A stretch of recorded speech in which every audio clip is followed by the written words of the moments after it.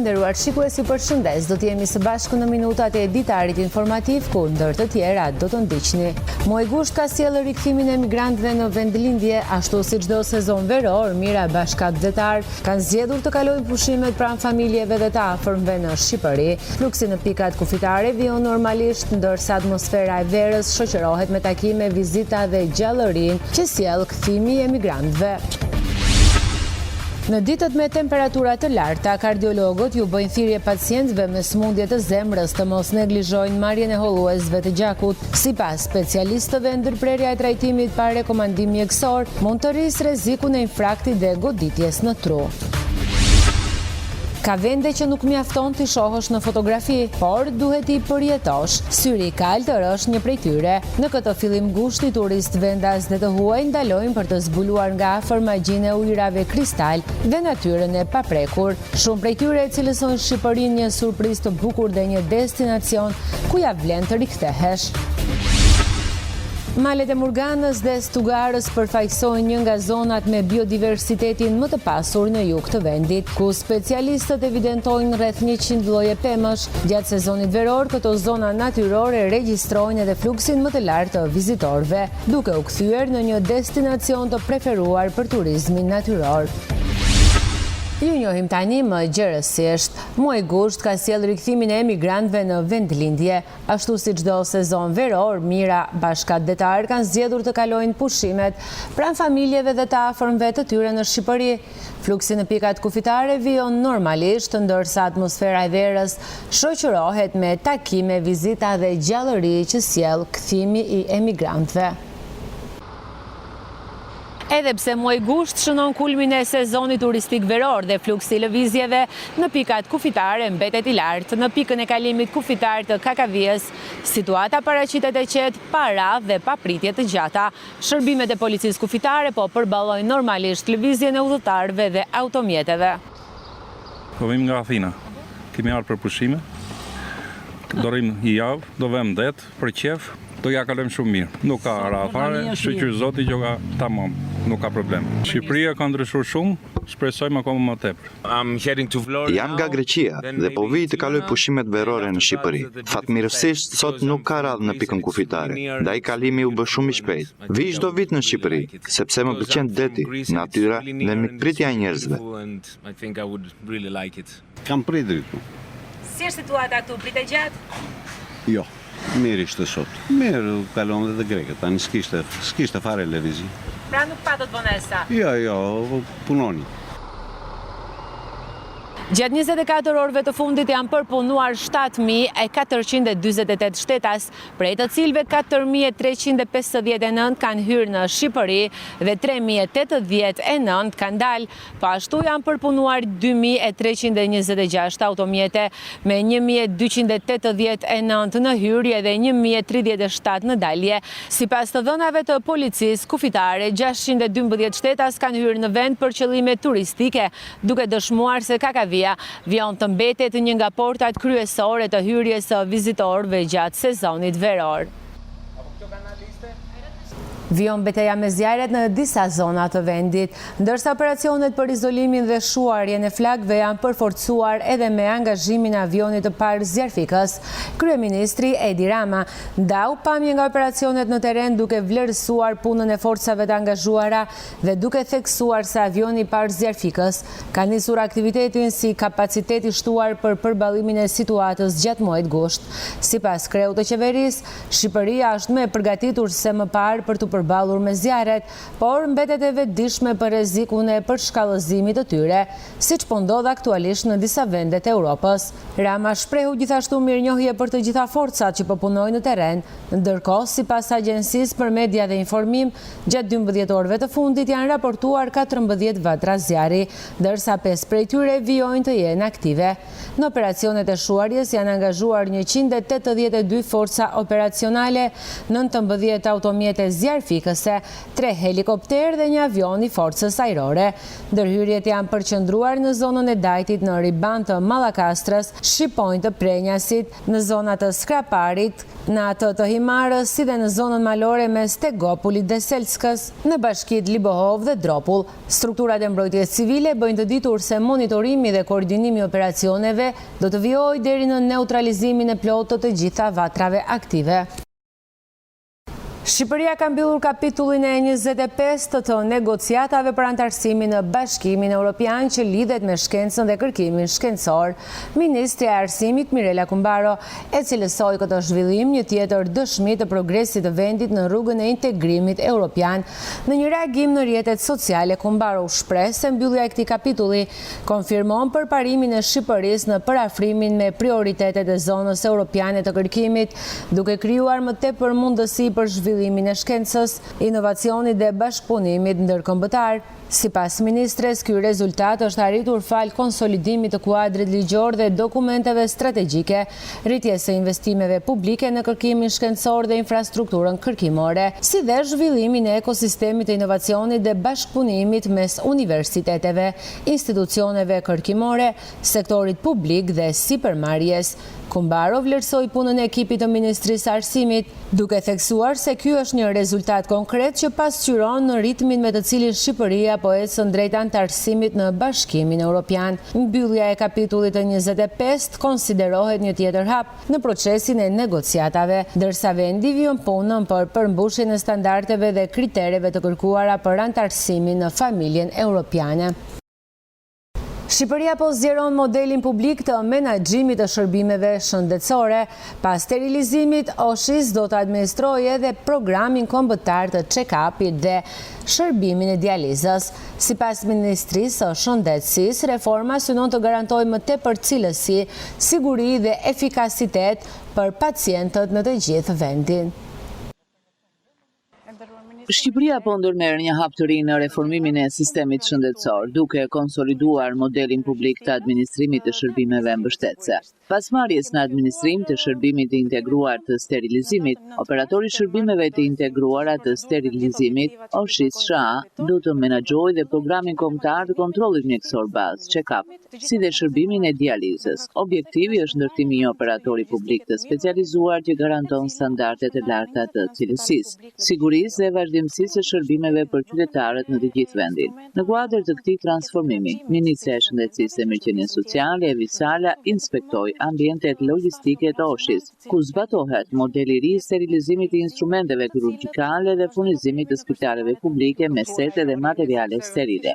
Tu vlen të përmendim që gjithë stafi operacional, të cilët janë diku te 280 teknik sterilizimi, të cilët vazhdojnë operimin nëpër spitalet publike në të gjithë rajonin. Sepse rëndësishme është ofrimi i shërbimeve me cilësi të lartë dhe siguria e pacientëve. Cilësinë dhe sterilitet me standarde ndërkombëtare. Këtu kemi krijuar një ambient i cili demonstron më saktë punën që operatorët dhe teknikët e sterilizimit bëjnë nëpër centrale.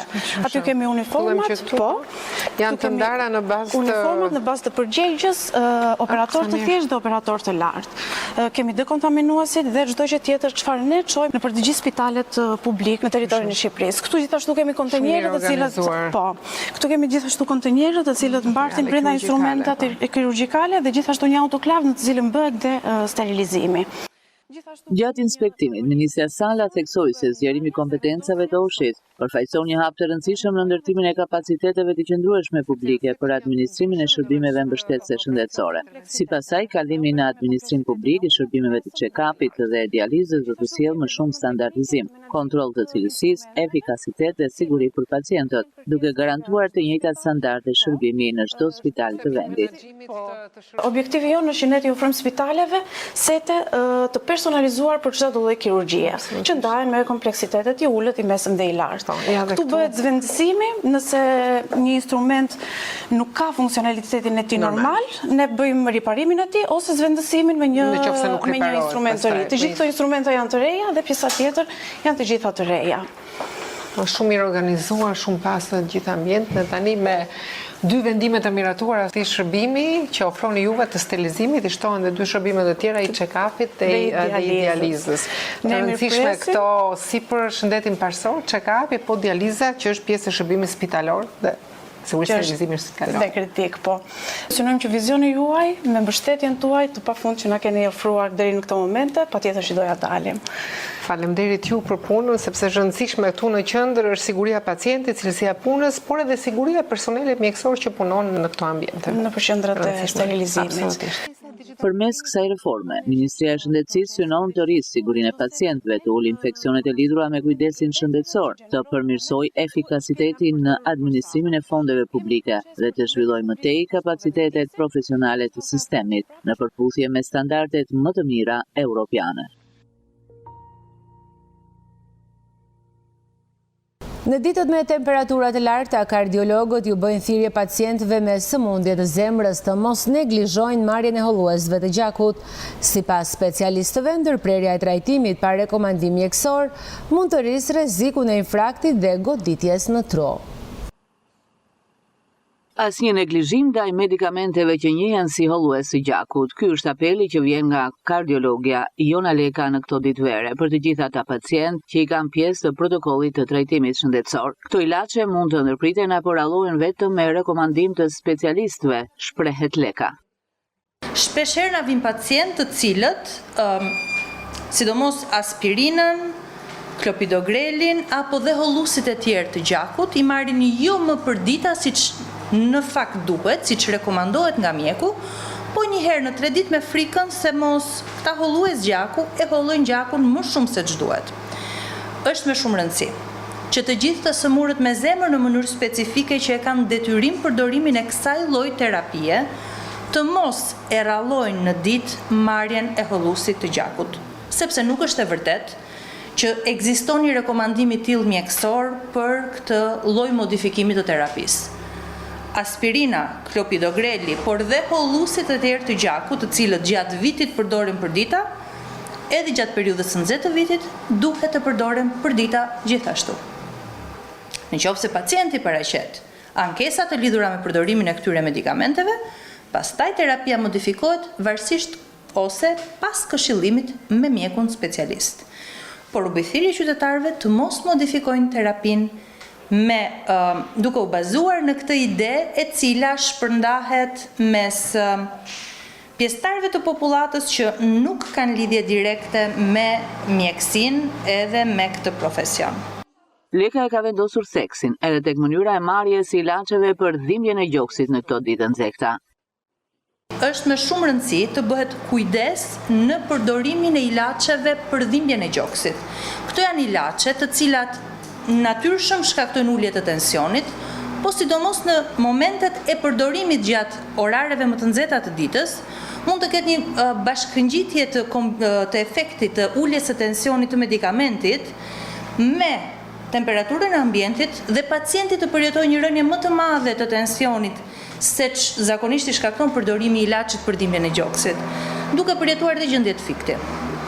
Pra pacienti duhet të jetë në ambient të ftohtë, të ajrosur mirë, të jetë hidratuar mjaftueshëm dhe pastaj të përdori ilaçin për dhimbjen e gjoksit, cili do qoftë ky medikament.